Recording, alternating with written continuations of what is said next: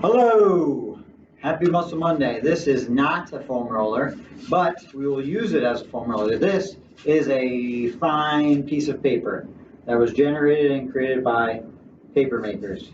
So thank you.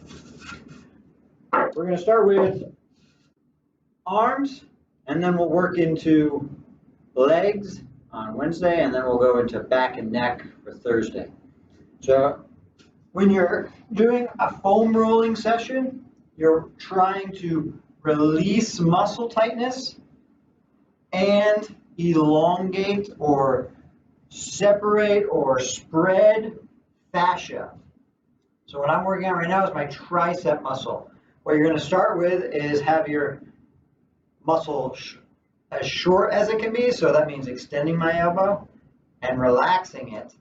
Then I put more weight in it to make it more challenging, and then I can increase the stretch. So if I put my elbow in a bent position and then foam roll, that would be more intense than when it's straight. Then I can go to my biceps. If you do that on the other side, the bicep is the front of my arm. Front of my arm is going to go on the foam roller. I'm then going to put my arm in a more bent position to start, because again, that's less tension. And then I'm going to work to being in a straightened position. Ooh, needed that one. Focus on that. Then we're going to do pecs. That's the other one that gets pretty tight on us. So that's chest area. So put the foam roller underneath your chest. Then you're going to roll side to side again with my arm closer to the ground. It's more of a bent position. And then if I bring my arm up and out, whoa, now we're really working it. Whoa.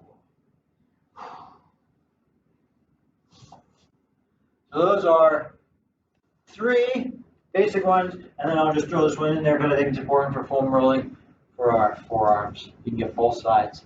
Again, when I flex here, that's going to make it more lengthened, and when I extend here, that's going to make it more lengthened.